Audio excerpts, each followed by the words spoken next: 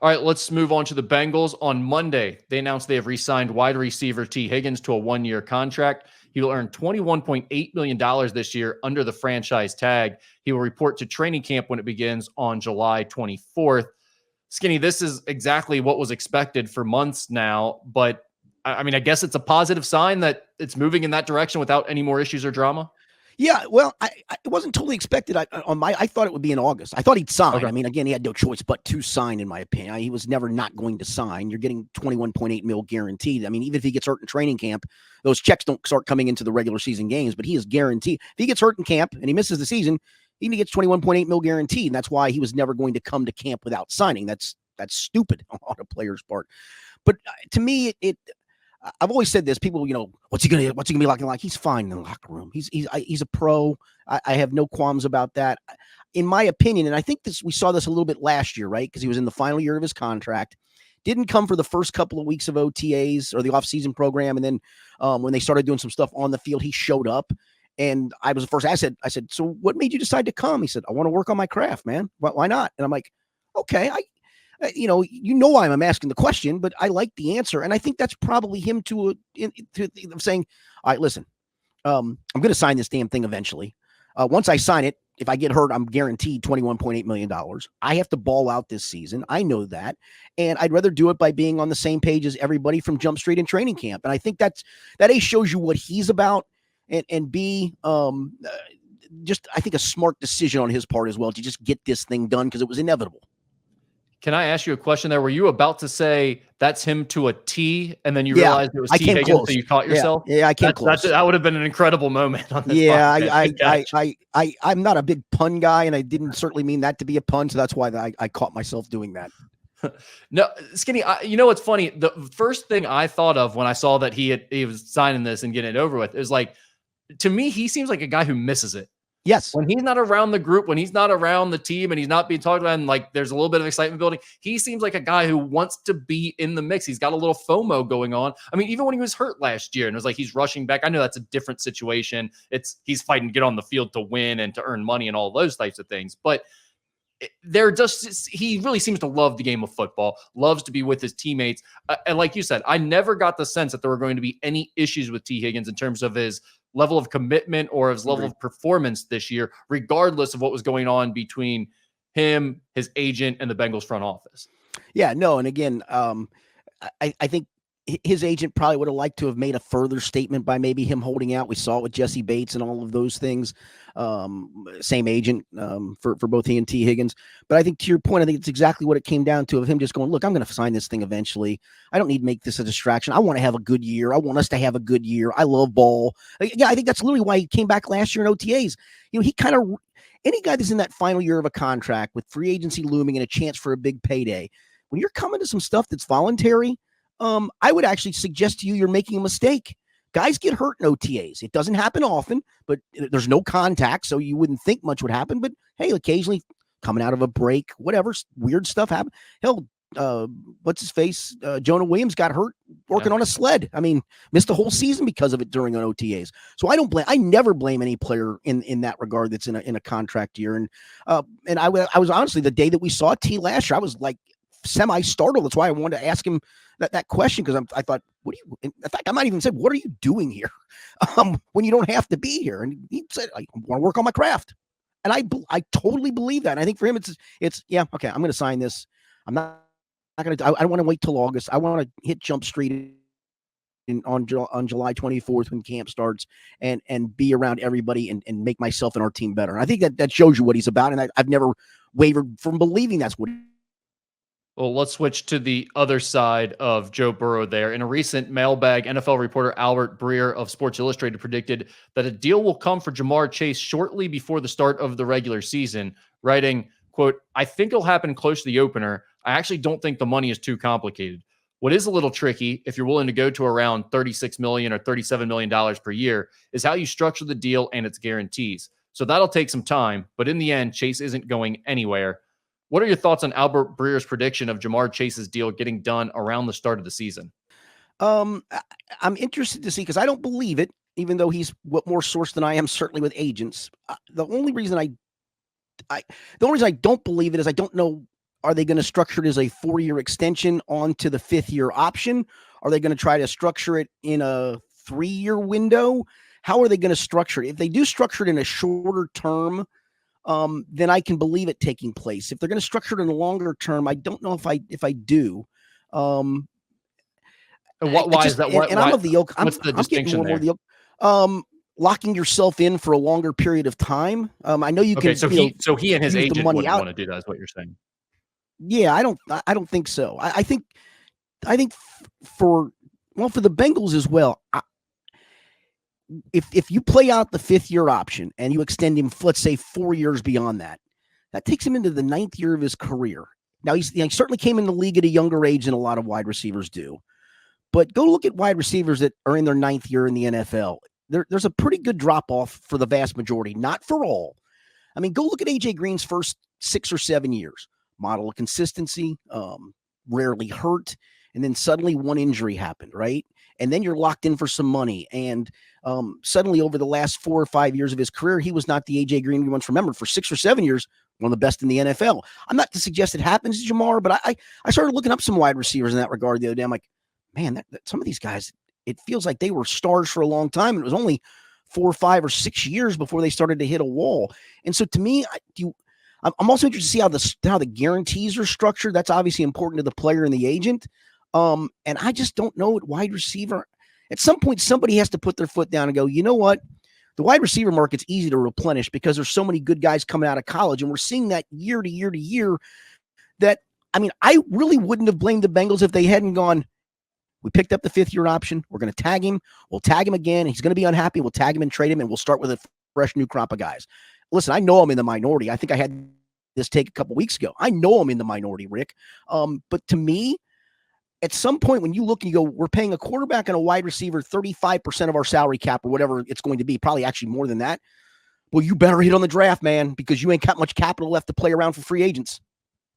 Did you end up getting some feedback from that take? You said that maybe 2 or 3 weeks ago on the podcast. I got a few people that commented to me about that. Did you get many comments about it? Well, here's the problem. I would have to look at my notifications on X to know that. I don't pay attention. I just don't. Fair enough. I didn't know Sorry. if maybe people had talked to you in person or texted you, because I got some of that too. I'm sure they did. I'm sure and I admitted it was hot takey. Because it's against the grain, right? It's a superstar, and you want to pay your superstar, and you're always going to believe your superstar is going to have production at a high level every year you have him. Well, at some point that guy hits a wall. I don't know when that is, and neither do they. I just don't want to be in the hook for guaranteed money for that guy. So let's clarify his contract situation, because I think people were asking me, they were a little confused about what you were even saying. And I was like, yeah, he's signed through 5 years, right? I mean, they have the 5th-year extension, so they have him under contract for 5 years. And then they could franchise tag him for 2 more. 2025. Yes. Right? Yeah.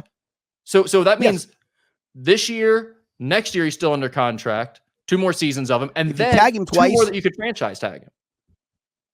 That's 4 more years of Jamar Chase. I don't think what you're saying is that crazy. Like, by that point, whether it's the Bengals window is gone, or Jamar Chase has started to get hurt, or he's just unhappy with the organization or something, and things have gotten sour. Like, that doesn't sound that crazy to me of an idea. If you're telling me you get 4 more years of Jamar Chase if you do it that way. Yeah. I mean, you could argue it's alienating a player in the last year, and it's maybe going to send a bad message to free agents. Hey, I'm sorry, players, if you don't like this whole concept of the tag, go collectively bargain your way out of it. But you haven't yet, and that's on you guys, man. I'm sorry, that's on you. And at the end of the day, you're still getting paid the average of the 5 highest paid wide receivers in the league. You're still making good money. It's still guaranteed. I'm just saying it's a little bit less of a guarantee without further guarantees in the future, that if you're locked into some of that from a guaranteed perspective. And maybe not. Maybe they do it as a big signing bonus, and all they're doing is prorating at that point. That okay. But I'd like to see what the percentage of cap that would be chewed up by 2 players is in a couple of years. And again, I know the cap's going to keep going up. I get all those things. But at the same time, so is the price of signing free agents. And right now on your offensive line, you have a free agent starting at left tackle, a free agent starting at center, a free agent starting at right guard. If Trent Brown starts, a free agent starting at right tackle. You haven't hit on many draft picks there, okay? You're paying premium money for all your defensive linemen, and yeah, you've restocked with young guys. I hope Chris Jenkins is great. I hope McKinley Jackson's great. or at least serviceable. I hope this Dax Hill thing to corner works, because if not, and you're not completely sold on DJ Turner moving forward, and I don't think they're not. But again, if you're not, well, you're probably gonna have to go sign a cornerback. Those guys don't come cheap either. I just think this wide receiver market has exploded at a position, in my opinion, that we've seen so many good guys come out of college ready to hit the ground running in year one, right? I mean, Travis Kelce was the best receiver Kansas City had. Who was their best wide receiver last year? It was a rookie, Rashee Rice. Yeah.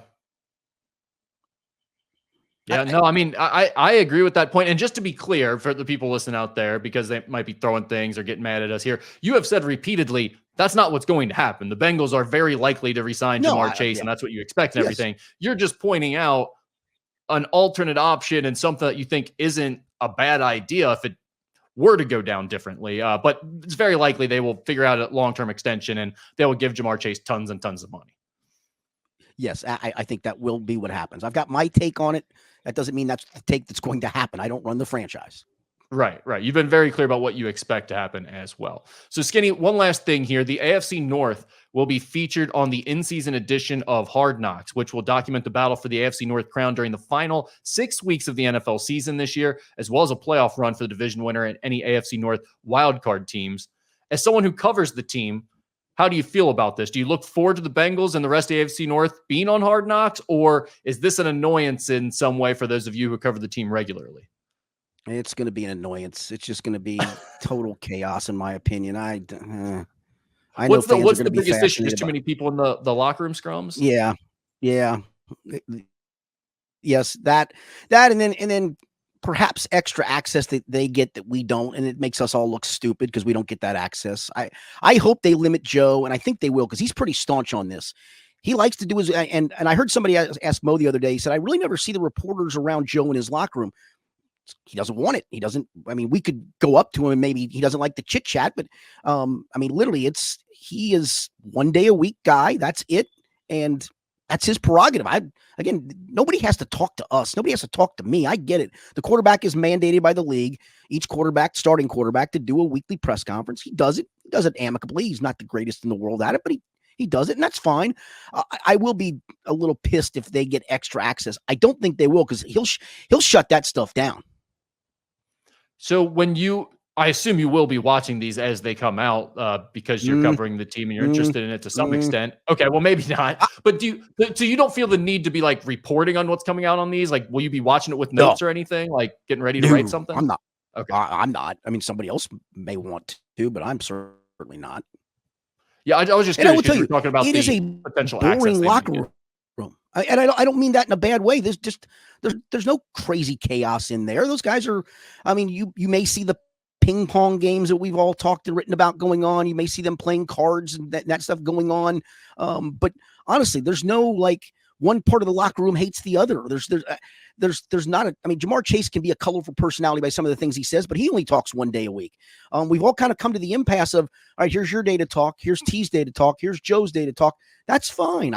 You don't have to talk to us every single day. And they kind of set the parameters.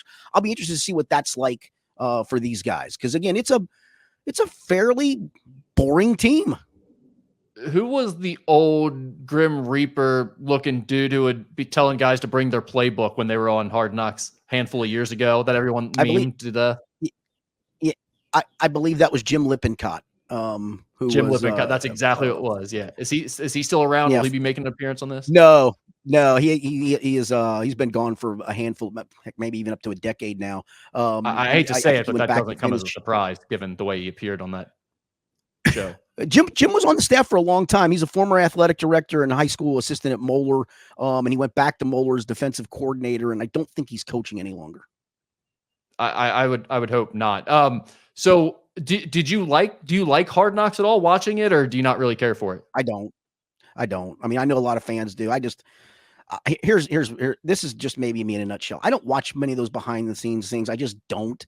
For me, honestly, when my workday is done, I don't want to look at that stuff. I just don't care enough. I wish I could tell you I did. I know people are super excited by it. I heard my man Mo, he's excited by it. I don't know what's all that exciting. Tell me, and maybe again, this is generational. What is exciting about it, in your opinion?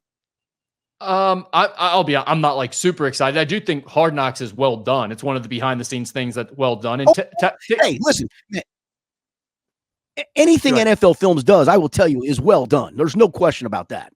Yeah, so that, I mean, I think that's all it is. And in the past, I mean, they have gotten more access than the daily beat writers. I think that's one of the worst parts about the NFL is like when I was working for the Enquirer, there were a couple times where you or Paul, as you guys were kind of covering the Bengals together for the Enquirer, would be like, "Hey, it's a holiday, we need an extra guy," or we're going to the playoffs, we need an extra guy. So I got a handful of times where I was able to help fill in and work the Bengals beat a little bit. And I got to be honest, like as someone who always thought that would be the coolest job in the world, I was so discouraged by those days because it was so boring. It's like everybody's going to the same gaggle, getting the same quotes, and then writing the same things. And then you all wait around for one national guy to send a text to an agent and get the scoop that everyone was waiting on the whole time. So it was like, to me, that was, it's part of the worst part of the NFL, quite honestly, is that like a lot of the beat writers and the fun people that we follow don't get some of the good stuff and they don't get the access that they should get. And then with Hard Knocks, it seemed like in the past, like they did get some of that access.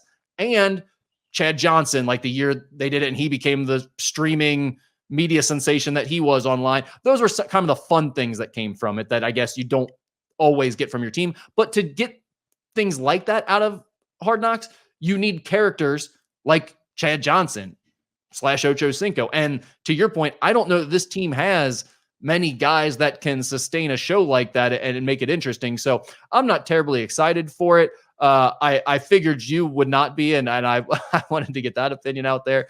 But I just think it's one of those things where it's probably better with it being in season that it's spread out among multiple teams, because I feel like the in-season version of the show isn't going to be as good as the training camp version of the show in terms of access and players willing to do funny things. Yeah, and especially when they're playing each other down the stretch of the season, right? With probably multiple playoff bursts on the line. Now, maybe this backfires and the North gets a rash of injuries, and none of these teams are, other than the team battling for the division title. I don't think that's right. I think if you're going to do this the way they're doing it, you probably picked the right division to do it in.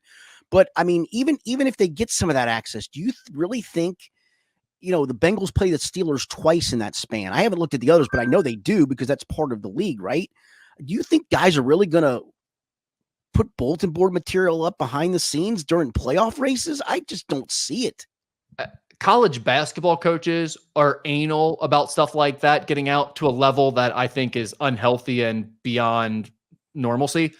NFL coaching staffs, it's like God tier when it comes to that stuff. I mean, they really think they're hiding nuclear secrets within their playbook on a weekly basis. So yeah, I think you're right. I think there are going to be some real issues with the access they're going to get in season compared to when they do it during training camp. But that's for them to sort out. And to their credit, they've always done a pretty good job, in my opinion. I don't watch it typically, but I have watched the previous Bengals editions. And I got to be honest, I bet you they shut it down for practice, the portions that we can't shoot of practice. Because I'm going to spill the beans here for a second. Each team that does this, I know the Bengals do it for sure. They will monitor social media accounts of like beat people that go out and like shoot part of practice, which they're allowed, the parts that they're allowed to do. Oh yeah. And I know for a fact that Bengals coaches have gleaned certain things from watching those little clips at times. You think you're going to get big clips on this show where teams can go, they're doing that in practice? No, you're not. So that's the other part to me is I don't know what else you're going to get deep access wide. Hold on. That's interesting. So I thought you were going to say that the Bengals social media team, like their no, not SID. Yeah. I don't know what you call them. Their PR guy is checking what you guys are putting out to reprimand you if you got a line. You're saying the coaches are watching other teams' beat writers to get scoop. So they're actually going out of their way to do silly stuff like that. Correct. And I will tell you this, that's why they get upset if something gets shot during a practice that they act. Sometimes, again, they'll say, here's the portion of practice that can be filmed. It's usually just stretching and dudes warming up, maybe a little special team stuff, but they're literally, when it's time to go, that's when you can see they're getting ready to go into a period of doing something install wise, rep wise, all of those things. And I get it. I think it's perfectly fine, but there's occasionally times where if somebody clips something out and sends it, even maybe during camp, and it's like, oh yeah, that was during the time that they were allowed, but boy, we don't want that. They'll try to find a way to make it stop. I mean, and again, that's where they've talked about, hey, you guys think we're being, mean about this. Literally, we've gleaned some things from this, and probably other teams have too. So that's where for this HBO show, I just don't know how much are you going to get off of this stuff. No, I mean, it's crazy because I've had assistant coaches for other college basketball teams. I see like, Xavier's playing them in a couple weeks or whatever. I'll see them sign up for my website and, the scanning the message board trying to find stuff. So I know like that does happen. Things like that definitely do happen. It's just surprising to me that they actually feel like they've been able to get usable information out of those little video clips. So yeah, and it's probably not all the time, but you know how these guys are. They feel like they stole one nugget. They feel like they've hit gold, man.